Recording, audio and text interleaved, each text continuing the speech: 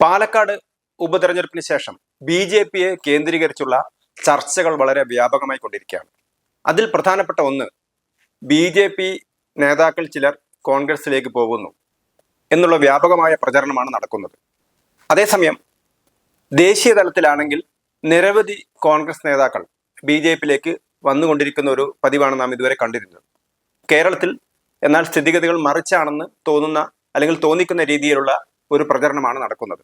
കഴിഞ്ഞ ലോക്സഭാ തെരഞ്ഞെടുപ്പിന് മുമ്പ് തന്നെ കേരളത്തിലെ കോൺഗ്രസ് നേതാക്കൾ, പ്രത്യേകിച്ച് കെ മുരളീധരൻ, അതേപോലെ കെ സുധാകരൻ, ഇവരൊക്കെ തന്നെ ബി.ജെ.പിയിലേക്ക് ചേരുന്നു, അവരുമായുള്ള ചർച്ചകൾ നടത്തി കഴിഞ്ഞു തുടങ്ങിയ വാർത്തകളൊക്കെ ഉപശാലകളിൽ നിന്ന് രംഗത്ത് വന്നിരുന്നു. പക്ഷെ ഇതൊന്നും പരസ്യമായിട്ട് മാധ്യമങ്ങളിൽ വന്നിരുന്നില്ല എന്ന് മാത്രം. കേരളത്തിലെ ബി.ജെ.പിയിൽ കോൺഗ്രസിന്റെ സ്വാധീനമുണ്ടോ? ഇതാണ് ഇപ്പോൾ മാധ്യമങ്ങളിൽ പ്രധാനമായിട്ട് ചർച്ച ചെയ്യുന്ന വിഷയം.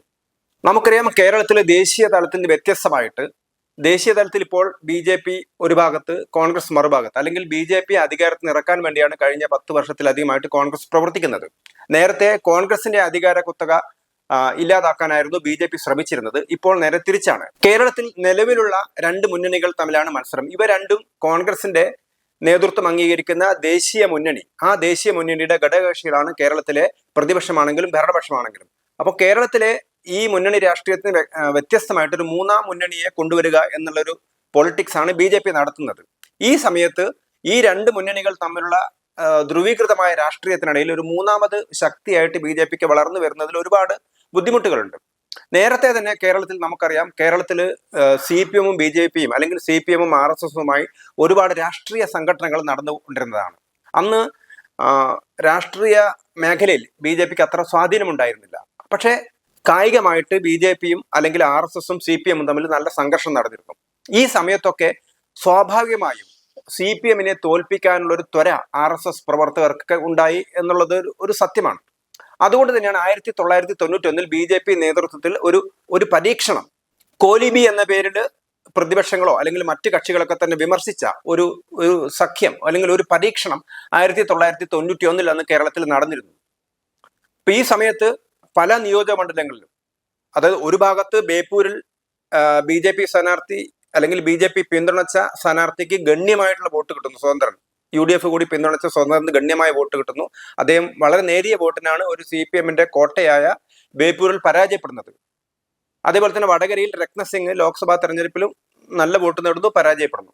മറുഭാഗത്ത് UDF-ന്റെ പല സ്ഥാനാർത്ഥികളും വിജയിക്കുന്നത് ബി.ജെ.പിയുടെ വോട്ട് കൊണ്ടാണ്. നേരിയ വോട്ടാണ് പല സ്ഥലത്തും ബി.ജെ.പി കിട്ടിയത്. ബി.ജെ.പിയുടെ ഏറ്റവും ശക്തി കേന്ദ്രങ്ങളിലൊന്നായ സാമാന്യം കണ്ണൂർ ജില്ലയിലെ ഏറ്റവും ശക്തി കേന്ദ്രങ്ങളിലൊന്നായ പെരിങ്ങളത്തൊക്കെ ബി.ജെ.പി കിട്ടിയത് 2000-3000 വോട്ട് മാത്രമാണ്.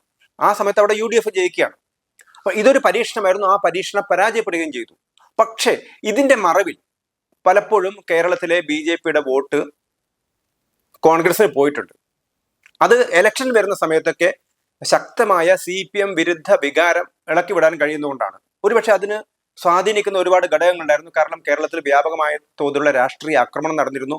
നിരവധി RSS പ്രവർത്തകർ കൊല്ലപ്പെടുന്നു, അല്ലെങ്കിൽ പരിക്കേൽക്കുന്നു, പലരും ജയിലിലാക്കപ്പെടുന്നു, കള്ളക്കേസുകൾ എടുക്കുന്നു. അപ്പൊ അങ്ങനെയുള്ള ഒരു രാഷ്ട്രീയ കാലാവസ്ഥയിൽ സ്വാഭാവികമായും CPM-നെ തോൽപ്പിക്കാൻ വേണ്ടി കോൺഗ്രസിന് പലരും വോട്ട് ചെയ്തിട്ടുണ്ട്. അപ്പൊ ഇത് ബി.ജെ.പി നേതൃത്വം നേരത്തെ നടത്തിയിരുന്ന ഒരു പരീക്ഷണത്തിൽ നിന്ന് വ്യത്യസ്തമായിട്ട്, ആ പരീക്ഷണത്തെക്കുറിച്ച് ബി.ജെ.പിക്ക് അകത്ത് തന്നെ വിമർശനം ഉണ്ടായിരുന്നു എന്നുള്ളത് വേറെ കാര്യം. അപ്പം അതിൽ നിന്നും ആ പരീക്ഷണം ഇല്ലാതെ തന്നെ തുടർന്ന തെരഞ്ഞെടുപ്പുകളിൽ കോൺഗ്രസിന് വോട്ട് ചെയ്യുക, അല്ലെങ്കിൽ സ്വാഭാവികമായും ചെയ്യേണ്ടത് കോൺഗ്രസിനാണ്, അല്ലെങ്കിൽ CPM-നെ തോൽപ്പിക്കേണ്ടതാണ് എന്നുള്ളൊരു ധാരണ പൊതുവെ വന്നിരുന്നു. അത് രാഷ്ട്രീയമായിട്ട് ബി.ജെ.പിക്ക് തിരിച്ചടി ഉണ്ടാക്കിയിട്ടുണ്ടെന്നുള്ളത് സത്യമാണ്. ഈ ഒരു നീക്കുപോക്ക് അല്ലെങ്കിൽ പ്രാദേശിക തലത്തിൽ പാർട്ടി നേതൃത്വം അറിയാതെ അണികൾ കോൺഗ്രസിന് വോട്ട് ചെയ്യുന്ന ഒരു രീതി മാറി വന്നത് 2010 വി മുരളീധരൻ ബി.ജെ.പി സംസ്ഥാന പ്രസിഡന്റ് ആയതോടുകൂടിയാണ്. അദ്ദേഹം അന്ന് പറഞ്ഞു, ബി.ജെ.പിക്ക് കിട്ടേണ്ടുന്ന വോട്ടുകൾ സമാഹരിക്കുക എന്നുള്ളതാണ് എൻ്റെ ഒന്നാമത്തെ കർത്തവ്യം. അതിൽ അദ്ദേഹം വിജയിക്കുകയും ചെയ്തു. കാരണം കേരളത്തിൽ ബി.ജെ.പിയുടെ വോട്ടുകൾ മറിഞ്ഞ് കോൺഗ്രസിന് പോകുന്നത് ഏതാണ്ട് ഇല്ലാതായത് ഈ കാലഘട്ടത്തിലാണ്. എന്നാൽ വീണ്ടും ആ സ്ഥിതിയിലേക്ക് കൊണ്ടുവരാനാണ് കേരളത്തിലെ കോൺഗ്രസ് നേതൃത്വം ശ്രമിക്കുന്നത്. അപ്പം ബി.ജെ.പി നേതൃത്വത്തിൽ തന്നെയുള്ള പലരും വിശ്വസിക്കുന്നത് കോൺഗ്രസിന്റെ ചാരന്മാർ, അല്ലെങ്കിൽ കോൺഗ്രസിനോട് സോഫ്റ്റ് കോർണറുള്ള, കോൺഗ്രസിനോട് അനുകൂല മനോഭാവമുള്ള കുറെ പേരെങ്കിലും ബി.ജെ.പിക്ക് അകത്തുണ്ട് എന്നുള്ളതാണ്. അപ്പൊ ഇവരാണ് ഇലക്ഷൻ വരുന്ന സമയത്ത് അതിശക്തമായ CPM വിരോധം ആരോപിക്കുന്നത്. അപ്പം കേരളത്തെ പോലത്തെ ഒരു ബൈപോളാർ പൊളിറ്റിക്സിൽ, അതായത് CPM-നെ തോൽപ്പിക്കണമെങ്കിൽ അത് കോൺഗ്രസിനെ അനുകൂലിച്ച് മാത്രമേ പറ്റൂ എന്നുള്ള സ്ഥിതിയിലേക്ക് പലപ്പോഴും വന്നിരിക്കുകയാണ്. ആ ഒരു സ്ഥിതി മാറിയെടുക്കാൻ വേണ്ടി കേരളത്തിലെ ദ്വിമുന്നണി രാഷ്ട്രീയം മാറിക്കൊണ്ട് BJP കൂടി വരുന്ന ഒരു മത്സരത്തിലേക്ക് BJP കാര്യമായിട്ട് ശ്രമിക്കുന്നുണ്ടെങ്കിലും അത് തൃശ്ശൂരിൽ BJPക്ക് വിജയിക്കാൻ കഴിഞ്ഞു, അല്ലെങ്കിൽ കാസർഗോഡ്, പാലക്കാട്, തിരുവനന്തപുരം തുടങ്ങിയ ഒരുപാട് സ്ഥലങ്ങളിൽ കഴിഞ്ഞ ലോക്സഭാ തെരഞ്ഞെടുപ്പിൽ തന്നെ ഏതാണ്ട് 11 നിയോജക മണ്ഡലങ്ങളിൽ BJPക്ക് ഏറ്റവും വലിയ പാർട്ടി ആകാൻ കഴിഞ്ഞിട്ടുണ്ട്. പക്ഷെ എന്നാൽ പോലും ഒരു CPM വിരോധം പ്രകടിപ്പിച്ചുകൊണ്ട് കോൺഗ്രസിന് അനുകൂലമായി നേട്ടമുണ്ടാക്കാനുള്ള ശ്രമം പലരും നടത്തുന്നതായിട്ടാണ് ഇപ്പോൾ ആരോപിക്കപ്പെട്ടിരിക്കുന്നത്. ഇതിൽ എത്രമാത്രം സത്യാവസ്ഥ ഉണ്ടെന്ന് നമുക്ക് നോക്കാം. അപ്പൊ ഇവർ ആരോപിക്കുന്നത് BJPയുടെ സംസ്ഥാന നേതൃത്വം CPM-ഉമായിട്ട് രഹസ്യധാരണ ഉണ്ടാക്കി എന്നുള്ളതാണ്. 2 തവണ അധികാരത്തിലേറിയ പിണറായി വിജയൻ സർക്കാർ മൂന്നാമതും വരാൻ പാടില്ല എന്നുള്ള മുദ്രാവാക്യമാണ് അവർ വെക്കുന്നത്. അപ്പൊ അതിന്റെ അർത്ഥം കോൺഗ്രസിനെ അധികാരത്തിലേറ്റണം എന്നാണ്. പക്ഷെ ദേശീയ രാഷ്ട്രീയത്തിലൊക്കെ തന്നെ BJPയുടെ വ്യക്തമായ നിലപാട് കോൺഗ്രസിനെതിരാണ്. അത് ആർട്ടിക്കിൾ 370 ജമ്മു കാശ്മീർ പ്രത്യേക പദവി നൽകുന്ന 370 വകുപ്പിനുള്ള അതിനെതിരായ നീക്കത്തിൽ ഒരിക്കലും കോൺഗ്രസ് BJPയുടെ കൂടെ നിന്നിരുന്നില്ല. അപ്പൊ ദേശീയമായ എല്ലാ കാഴ്ചപ്പാടിലും, ഉദാഹരണത്തിന് പാകിസ്ഥാനെതിരായിട്ട് പട്ടാളം സർജിക്കൽ സ്ട്രൈക്ക് നടത്തി. പക്ഷെ അതിനെ പിറകിൽ നിന്ന് കുത്താനുള്ള അതിനെതിരായിട്ടുള്ള വാർത്തകൾ പ്രചരിപ്പിക്കാനാണ് കോൺഗ്രസ് നേതൃത്വം ശ്രമിച്ചത്. പുൽവാമയിൽ ഭീകരാക്രമണം നടത്തിയ ജമ്മു കാശ്മീരിൽ അപ്പോഴും അതിനെ കുറച്ച് കാണാനാണ്, അല്ലെങ്കിൽ അതിനെതിരെ തെറ്റിദ്ധാരണാജനകമായ വാർത്തകൾ പരത്താനാണ് കോൺഗ്രസ് നേതൃത്വം ശ്രമിച്ചത്. അതേപോലെ തന്നെ ന്യൂനപക്ഷ പരിഗണനത്തിന്റെ കാര്യത്തിലാണെങ്കിലും, ഏകീകൃത സിവിൽ കോഡിന്റെ കാര്യത്തിലാണെങ്കിലും, പൗരത്വ ഭേദഗതി നിയമത്തിന്റെ കാര്യത്തിലാണെങ്കിലും ഒക്കെ തന്നെ ശക്തമായ BJP വിരുദ്ധ നിലപാടുകൾ, അല്ലെങ്കിൽ ഒരു പരിധിവരെ BJP ആരോപിക്കുന്നത് പോലെ ദേശീയ വിരുദ്ധമായ നിലപാടുകളാണ് കോൺഗ്രസ് നേതൃത്വം കൈക്കൊണ്ടിട്ടുള്ളത്.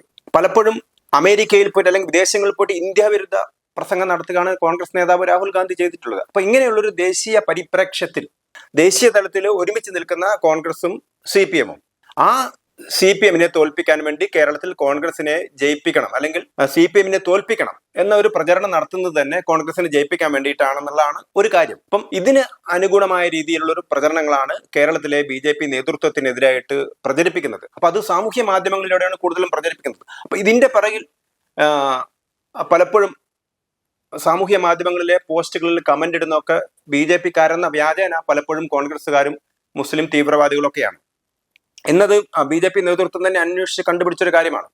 അതേപോലെ തന്നെയാണ് പല സാമൂഹ്യ നിരീക്ഷകരും, അതേപോലെ തന്നെ ചില സാമൂഹ്യ മാധ്യമങ്ങളും, ചില ഓൺലൈൻ മാധ്യമങ്ങളൊക്കെ തന്നെ ചെയ്യുന്നത് കോൺഗ്രസിന് അനുകൂലമായ ഒരു അന്തരീക്ഷം സൃഷ്ടിച്ചെടുക്കാൻ വേണ്ടി അത്തരത്തിലുള്ള ഒരു സമീപനമാണ് അവർ സ്വീകരിക്കുന്നത്. പക്ഷെ യഥാർത്ഥത്തിൽ കേരളത്തിലെ പ്രശ്നങ്ങളിൽ, എല്ലാ പ്രശ്നങ്ങളിലും ഒരേപോലെ ഉള്ള നിലപാടുകളാണ് ഇടതുപക്ഷവും വലതുപക്ഷവും സ്വീകരിക്കുന്നത്. ഉദാഹരണത്തിന് മുനമ്പത്ത് വഖഫ് നിയമത്തിന്റെ പേരിൽ വഖഫ് നിയമം ഉണ്ടാക്കിയ പൂലുകൾ നമുക്ക് എല്ലാവർക്കും അറിയാവുന്നതാണ്. 100 കണക്കിന് പേരെ അവിടെ കുടിയൊഴിപ്പിക്കാൻ പോകുന്നു, അവരുടെ ഭൂമി നഷ്ടപ്പെടുന്നു. അപ്പം അതിനെ അതിജീവിക്കാൻ ഒരു ദേശീയ തലത്തിലുള്ള കേന്ദ്ര സർക്കാർ കൊണ്ടുവന്ന വഖഫ് ഭേദഗതി നിയമത്തിന് മാത്രമേ കഴിയൂ. ആ വഖഫ് ഭേദഗതി നിയമത്തിനെതിരായിട്ട് നിയമസഭയിൽ ഒരുമിക്കുകയാണ് പ്രതിപക്ഷവും അതേപോലെ തന്നെ ഭരണകക്ഷിയും ചെയ്തത്. അപ്പൊ മദനിയുടെ മോചനകാലത്തിലൊക്കെ ഒരുമിച്ചാണ് അവർ ചെയ്തിരുന്നത്. അപ്പൊ BJP ഏതൊക്കെ സ്റ്റാൻഡിലാണോ എടുത്തിരിക്കുന്നത്, ദേശീയ തലത്തിലും അല്ലെങ്കിൽ ജനങ്ങളുടെ കാര്യത്തിലും ഏതൊക്കെ സ്റ്റാൻഡാണോ എടുത്തിരിക്കുന്നത്, ആ പ്രശ്നങ്ങളിലൊക്കെ തന്നെ ഒരേ നിലപാടാണ് ആരെടുത്തിരിക്കുന്നത്, ഇടതുപക്ഷമാണെങ്കിലും വലതുപക്ഷം, അല്ലെങ്കിൽ UDF ആണെങ്കിലും LDF ആണെങ്കിലും എടുത്തിരിക്കുന്നത്. പക്ഷെ കേരളത്തിൽ മാത്രം പിണറായി വിജയനെ അല്ലെങ്കിൽ CPM-നെ അധികാരത്തിൽ നിന്ന് അകറ്റണം എന്നൊരു അജണ്ട സെറ്റ് ചെയ്യുന്നത് BJP-കാരെന്ന വ്യാജേന, അല്ലെങ്കിൽ BJP അനുകൂലികൾ എന്ന വ്യാജേന, അല്ലെങ്കിൽ BJP-യെ പിന്തുണയ്ക്കുന്ന ബുദ്ധിജീവികൾ എന്ന വ്യാജേന ഉയർത്തുന്ന കോൺഗ്രസ് അനുകൂലികളാണെന്നുള്ളതാണ് സത്യം.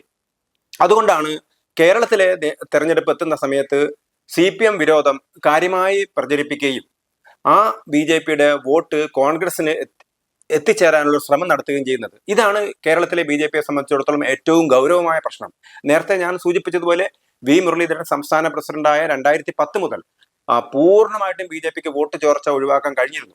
അപ്പൊ BJP-യുടെ വോട്ട് ചോരുന്നത് കോൺഗ്രസിനോടുള്ള താല്പര്യം കൊണ്ടല്ല, മറിച്ച് CPM-നോടുള്ള വിരോധം കൊണ്ടാണ്. പക്ഷെ കേരളത്തിൽ നിന്ന് വയലൻസ് നടക്കുന്നില്ല. പക്ഷെ മറ്റൊരു വിഷയം നടക്കുന്നത് മുസ്ലിം തീവ്രവാദത്തെ പ്രോത്സാഹിപ്പിക്കുന്നതിൽ CPM-ഉം കോൺഗ്രസും പരസ്പരം മത്സരിക്കുകയാണ് ചെയ്യുന്നത്. ഒരു വേള സുന്നികളിലെ വലിയൊരു വിഭാഗത്തെ തങ്ങളുടെ കൂടെ നിർത്താൻ CPM-ന് കഴിഞ്ഞിരുന്നു. അങ്ങനെ കഴിഞ്ഞ നിയമസഭാ തെരഞ്ഞെടുപ്പിൽ തന്നെ CPM-ന് ജയിക്കാൻ പറ്റിയത് കേരളത്തിലെ മുസ്ലിം തീവ്രവാദികളുടെ അല്ലെങ്കിൽ മുസ്ലിം മതമൗലികവാദികളുടെ പിന്തുണ കൊണ്ടാണ്. പക്ഷേ കഴിഞ്ഞ പാലക്കാട് തെരഞ്ഞെടുപ്പോടെ പൂർണ്ണമായിട്ടും, അല്ലെങ്കിൽ കഴിഞ്ഞ ലോക്സഭാ തെരഞ്ഞെടുപ്പിൽ പൂർണ്ണമായിട്ടും മുസ്ലിം ജനസാമാന്യത്തിന്റെ പിന്തുണ UDF-നാണ് കിട്ടിയിരിക്കുന്നത്. അതുകൊണ്ട് തന്നെ അടുത്ത നിയമസഭാ തെരഞ്ഞെടുപ്പിൽ കേരളത്തിലെ മുസ്ലിം ന്യൂനപക്ഷത്തിന്റെ വോട്ട് ആർക്കാണ് കിട്ടാൻ പോകുന്നത്? അത് തീർച്ചയായിട്ടും കിട്ടാൻ പോകുന്നത് UDF-നായിരിക്കും. അപ്പൊ ആ സമയത്ത് CPM എടുത്തിരിക്കുന്ന സ്ട്രാറ്റജി, CPM ഇപ്പം മുസ്ലിം തീവ്രവാദികളെ എതിർക്കുകയാണ്. CPM ഇപ്പൊ NDF-നെ എതിർക്കുന്നു, CPM വെൽഫെയർ പാർട്ടിയെ എതിർക്കുന്നു, CPM ജമാഅത്തെ ഇസ്ലാമിയെ എതിർക്കുന്നു. പക്ഷേ പോപ്പുലർ ഫ്രണ്ടിനെ നിരോധിച്ച സമയത്ത് കാര്യമായി ഒന്നും ചെയ്യാതിരുന്ന സർക്കാരാണ് കേരളത്തിലെ സർക്കാർ. വെൽഫെയർ പാർട്ടിയും ജമാഅത്തെ ഇസ്ലാമിയായിട്ട് പരസ്യമായിട്ട് ധാരണ ഉണ്ടാക്കിയ സർക്കാരാണ് കേരളത്തിലെ സർക്കാർ. സുന്നികളുടെ മതമൗലിവാദികളായിട്ട് കൂട്ടുകൂടിയ സർക്കാരാണ് കേരളത്തിലെ ഇടതുപക്ഷ മുന്നണി സർക്കാർ. പക്ഷെ ഇപ്പൊ അവര് പ്ലേറ്റ് മാറിയിട്ട് ഇവരെയൊക്കെ വിമർശിക്കാനാണ് പോകുന്നത്. NDF എന്തോ അപകടകാരിയാണ്, ജമാഅത്തെ ഇസ്ലാമി അപകടകാരിയാണെന്നൊക്കെ പരസ്യമായിട്ട് അവർ പറയുന്നു. അതിന്റെ അർത്ഥം CPM-ന് ഹിന്ദുക്കളുടെ വോട്ട് വേണം. അപ്പൊ ഇപ്പൊ ഹിന്ദുക്കളുടെ വോട്ട് കിട്ടാൻ വേണ്ടി, നേരത്തെ കേരളത്തിലെ മുസ്ലിങ്ങളുടെ വോട്ട് കിട്ടാനാണ് ഇരു മുന്നണികളും മത്സരിച്ചതെങ്കിൽ ഇപ്പോൾ ഹിന്ദുക്കളുടെ വോട്ട് കിട്ടാനാണ് CPM ശ്രമിക്കുന്നത്. അതോടൊപ്പം തന്നെയാണ് ന്യൂനപക്ഷങ്ങളുടെ വോട്ട് കിട്ടുന്നതിന്റെ കൂട്ടത്തിൽ കുറെ ഹിന്ദുക്കളുടെ വോട്ട് തങ്ങൾക്ക് വേണം എന്നുള്ളത് കൊണ്ടാണ് BJP അനുകൂല വോട്ടുകൾ സംഘടിപ്പിക്കാൻ വേണ്ടി UDF കാര്യമായിട്ട് ശ്രമിക്കുന്നത്. അപ്പൊ ഇത് നമുക്ക് സ്പഷ്ടമായിട്ട് പാലക്കാട് കാണാൻ പറ്റും. കാരണം പാലക്കാട്ടെ തെരഞ്ഞെടുപ്പിൽ ഏതാണ്ട് 2 ലക്ഷത്തോളം വോട്ടർമാരാണ് ഉണ്ടായിരുന്നത്. ആ 2 ലക്ഷത്തോളം വോട്ടർമാരിൽ ഒരു 45,000-നും 50,000-ത്തിനിടയിൽ മാത്രമേ മുസ്ലിം വോട്ടർമാരുണ്ടായിരുന്നുള്ളൂ. പക്ഷെ ആ മുസ്ലിം വോട്ടർമാരിലെ വോട്ട് ചെയ്ത ആളുകളെ നോക്കുമ്പോൾ ഒരു 35,000-38,000 പേരുടെ വോട്ടുകൾ ഒരുമിച്ച് സമാഹരിക്കാൻ UDF-ന് കഴിഞ്ഞു. അപ്പം ന്യൂനപക്ഷ വോട്ടുകളുടെ ശക്തമായ കേന്ദ്രീകരണം ഉണ്ടാക്കിയെടുക്കാൻ UDF-ന് കഴിഞ്ഞു. അതേ സമയത്ത് ന്യൂനപക്ഷ വോട്ടുകൾ ശക്തമായിട്ട് UDF-ൽ പോയപ്പോഴും BJP-ക്ക് അവരുടെ പരമ്പരാഗത വോട്ടുകൾ പൂർണ്ണമായി നിലനിർത്താൻ കഴിഞ്ഞോ എന്നുള്ള കാര്യം സംശയമാണ്. അപ്പൊ അതിനർത്ഥം ഇപ്പോൾ എല്ലാവരും മത്സരിച്ചു കൊണ്ടിരിക്കുന്നത് ഹിന്ദു വോട്ടിന് വേണ്ടിയിട്ടാണ്.